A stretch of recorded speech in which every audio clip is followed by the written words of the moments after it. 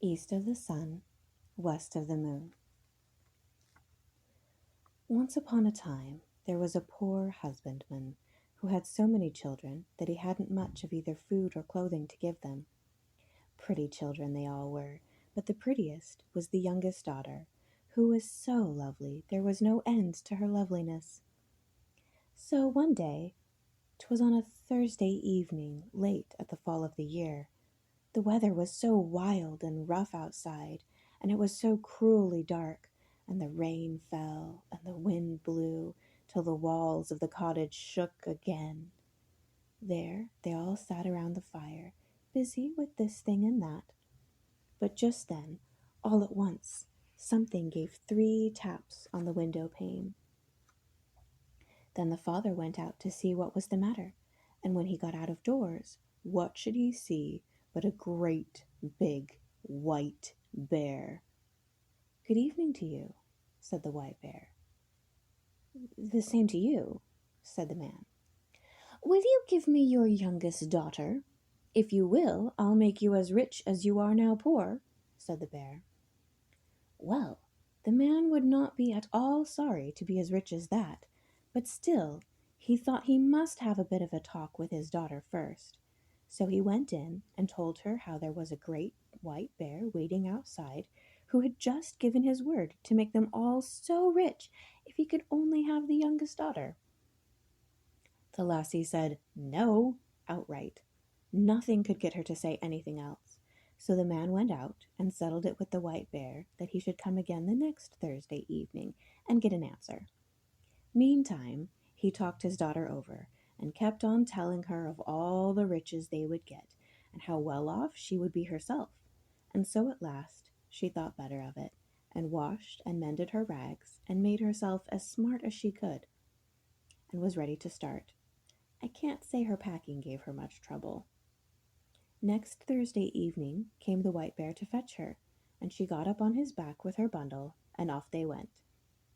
So when they had gone a bit of the way, the white bear said, "Are you afraid?" No, she wasn't.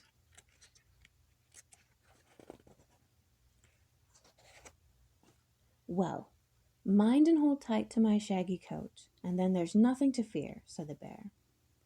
So she rode a long, long way, till they came to a great, steep hill. There, on the face of it, the white bear gave a knock, and a door opened, and they came into a castle where there were so many rooms all lit up, rooms gleaming with silver and gold. There, too, was a table ready laid, and it was all as grand could be. Then the white bear gave her a silver bell, and said when she wanted anything, she was only to ring it, and she would get it at once. Well, after she had eaten and drunk, and evening wore on, she got sleepy after her journey, and thought she would like to go to bed. So she rang the bell, and she had scarce taken hold of it before she came into a chamber where there was a bed made, as fair and white as anyone could wish to sleep in, with silken pillows and curtains and gold fringe. All that was in the room was gold or silver, but when she had gone to bed and put out the light, a man came and laid himself alongside her. That was the white bear, who threw off his beast shape at night. But she never saw him, for he always came after she had put out the light, and before the day dawned he was up and off again. So things went on happily for a while, but at last she began to get silent and sorrowful, for there she went about all day alone, and she longed to go home and see her father and mother and brothers and sisters.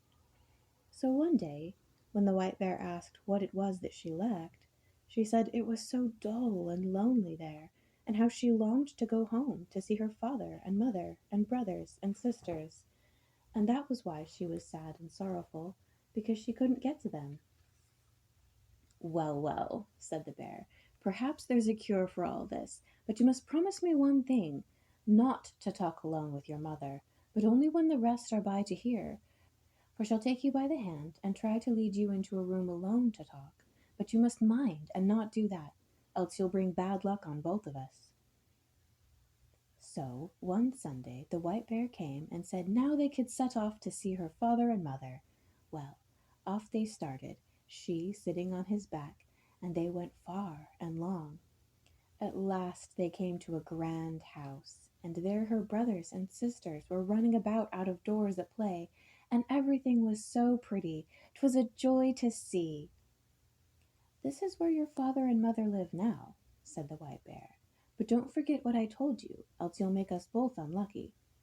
No, bless her, she'd not forgotten, and when she had reached the house, the White Bear turned right about and left her.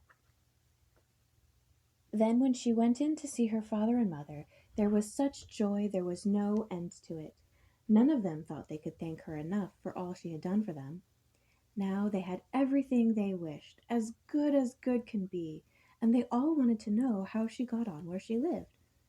"Well," she said, "it was very good to live where she did. She had all that she wished. What she said besides, I don't know, but I don't think any of them had the right end of the stick, or that they got much out of her.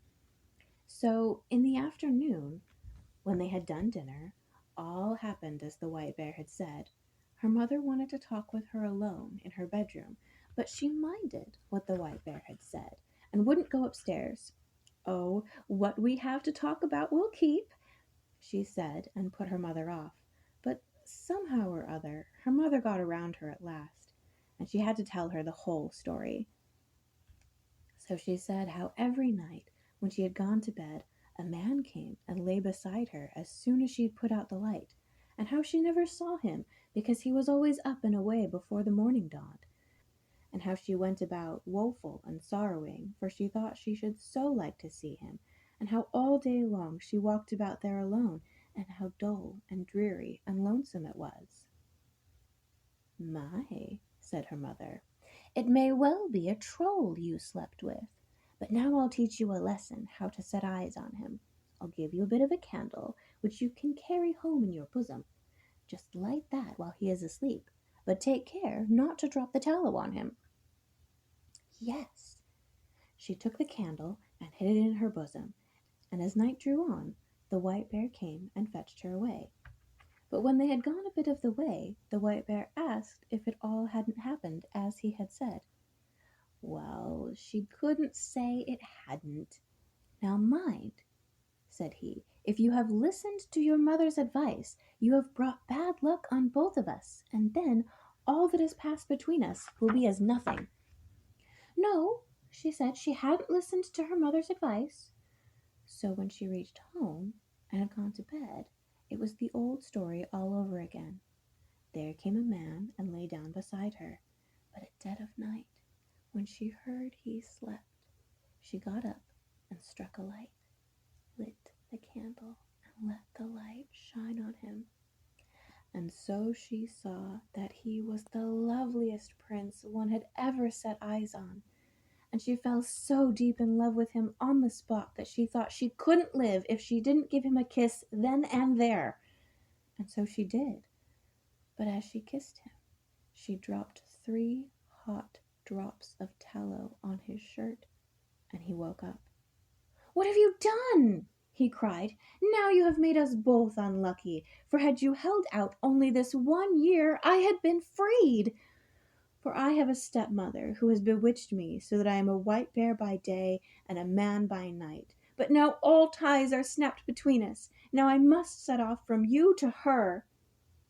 She lives in a castle which stands east of the sun and west of the moon, and there too is a princess with a nose 3 ells long, and she's the wife I must have now." She wept and took it ill, but there was no help for it. He must go. Then she asked if she mightn't go with him. No, she mightn't. "Well, tell me the way then," she said, "and I'll search you out. That surely I may get leave to do." Yes, she might do that, he said, but there was no way to that place. It lay east of the sun and west of the moon, and thither she'd never find her way. So next morning, when she woke up, both prince and castle were gone, and there she lay on a little green patch in the midst of a gloomy, thick wood, and by her side lay the same bundle of rags she had brought with her from her old home. So when she had rubbed the sleep out of her eyes and wept till she was tired, she set out on her way, and walked many, many days, till she came to a lofty crag. Under it sat an old hag, played with a golden apple which she tossed about. The lassie asked her if she knew the way to the prince, who lived with his stepmother in the castle that lay east of the sun and west of the moon, and who was to marry the princess with a nose 3 ells long. "How did you come to know about him?" asked the old hag. "But maybe you are the lassie who ought to have had him." Yes, she was. So, it's you, is it?" said the old hag. "Well, all I know about him is that he lives in the castle that lies east of the sun and west of the moon, and thither you'll come late or never. But still, you may have the loan of my horse, and on him you can ride to my next neighbor. Maybe she'll be able to tell you. When you get there, just give the horse a twitch under the left ear and beg him to be off home. And stay, this golden apple you may take with you." So she got up on the horse and rode a long, long time, till she came to another crag, under which sat an old hag with a gold carding comb. The lassie asked her if she knew the way to the castle that lay east of the sun and west of the moon, and she answered like the first old hag, that she knew nothing about it, except that it was east of the sun and west of the moon, and thither you'll come late or never, but you shall have the loan of my horse to my next neighbor, and maybe she'll tell you all about it. And when you get there, just switch the horse under the left ear and beg him to be off home. And this old hag gave her the golden carding comb. It might be she'd find some use for it, she said. So the lassie got up on the horse and rode a far, far way, and a weary time. And so at last she came to another great crag, under which sat another old hag, spinning with a golden spinning wheel. Here too she asked if she knew the way to the prince, and where the castle was that lay east of the sun and west of the moon. But it was the same thing over again. "Maybe it's you who ought to have had the prince," said the old hag. Yes, it was. But she too didn't know the way a bit better than the other two. East of the sun and west of the moon it was, she knew, and that was all. And thither you'll come late or never, but I'll lend you my horse. And then I think you'd better ride to the east wind and ask him. Maybe he knows those parts and can blow you thither. But when you get to him, you need only give my horse a switch under the left ear, and he'll trot home himself."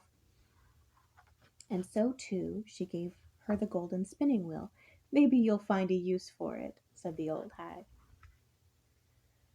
Then she rode many, many days, a weary time, before she got to the east wind's house. But at last she did reach it, and then she asked the east wind if he could tell her the way to the prince, who dwelt east of the sun and west of the moon. Yes, the east wind had often heard tell of it, the prince and the castle, but he couldn't tell the way, for he'd never blown so far. "But if you will, I'll go with you to my brother the west wind. Maybe he knows, for he's much stronger. So if you will just get on my back, I'll carry you thither." Yes, she got on his back, and I should think they went briskly along. So when they got there, they went into the west wind's house, and the east wind said that the lassie he had brought was the one who ought to have had the prince who lived in the castle east of the sun and west of the moon, and so she had to seek him out, and how he had come with her, and would be glad to know if the west wind knew how to get to the castle. "Nay," said the west wind, "so far I've never blown, but if you will, I'll go with you to our brother the south wind, for he's much stronger than either of us, and he has flapped his wings far and wide. Maybe he'll tell you. You can get on my back, and I'll carry you to him." Yes, she got on his back, and so they traveled to the south wind, and they weren't very long on the way either. When they got there, the west wind asked him if he could tell her the way to the castle that lay east of the sun and west of the moon, for it was she who ought to have the prince who lived there. "You don't say so! This is the one, is it?" said the south wind. "Well, I've blustered about in most places in my time, but so far I've never blown. But if you will, I'll take you to my brother the north wind. He's the oldest and strongest of the whole lot of us, and if he don't know where it is, you'll never find anyone in the world to tell you. You get on my back, and I'll carry you thither." Yes, she got on his back, and away he went from his house at a fine rate, and this time, too, she wasn't long on her way. So when they got near the North Wind's house, he was so wild and cross that they could feel cold puffs of air coming at them on the way. "Blast you both! What do you want?" He roared out to them, ever so far off, so that it struck them with an icy shiver. "Well," said the South Wind, "you needn't be so foul-mouthed, for here I am, your brother, the South Wind, and here is the lassie who ought to have had the prince, who dwells in the castle that lies east of the sun and west of the moon, and now she wants to ask you if you were ever there and can tell her the way, for she would be so glad to find him again." "Yes, I know well enough where it is," said the North Wind. "Once in my life I blew an aspen leaf thither, but I was so tired I couldn't blow a puff for ever so many days after. But if you really wish to go there, and aren't afraid to come along with me, I'll take you on my back and see if I can blow you thither." Yes, with all her heart she must and would get there if it were in any way possible, and as for fear, however madly he went, she wouldn't be at all afraid. "Very well then," said the North Wind, "but you must sleep here tonight, for we must have the whole day before us if we are to get thither at all." Early next morning the North Wind woke her, and he puffed himself up and blew himself out and made himself so stout and big 'twas gruesome to look at him. And so off they went, high up through the air, as if they would never stop till they got to the world's end. Down here below there was such a storm it threw down long tracts of wood and many houses, and when it swept over the seas great ships floundered by the hundreds. And so they tore on and on.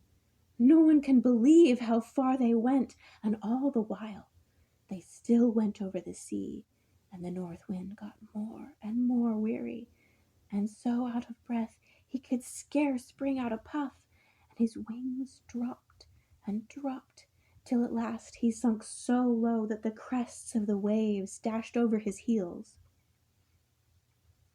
"Are you afraid?" said the North Wind. No, she wasn't.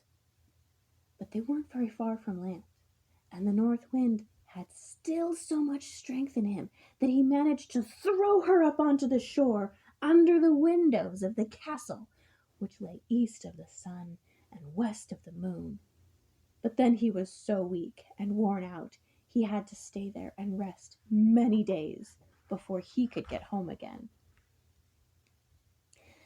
Next morning Lassie sat down under the castle window and began to play with the golden apple, and the first person she saw was the Long Nose who was to have the prince. "What do you want for your golden apple, Lassie?" said the Long Nose, who threw open the window. "It's not for sale for gold or money," said the Lassie. "If it's not for sale for gold or money, what is it you will sell it for? You may name your own price," said the princess. "Well, if I may get to the prince who lives here and be with him tonight, you shall have it," said the Lassie whom the North Wind had brought. Yes, she might, that could be done. So the princess got the apple, but when the Lassie came up to the prince's bedroom at night, he was fast asleep. She called him and shook him, and between whiles she wept sore, but for all she could do, she couldn't wake him up. Next morning, as soon as day broke,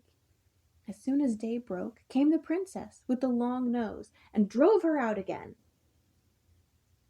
So in the daytime she sat down under the castle window and began to card with her golden carding comb. And the same thing happened. The princess asked what she wanted for it, but she said it wasn't for sale or gold or money, but if she might get leave to go up to the prince to be with him that night, the princess should have it. But when she went up, she found him asleep again, and for all she cried and shook and wept and prayed, she couldn't get life into him. And as soon as the first gray peep of day came, then came the princess with the long nose and chased her out. So, in the daytime, the lassie sat down outside under the castle window and began to spin with her golden spinning wheel. And that too the princess with the long nose wanted to have.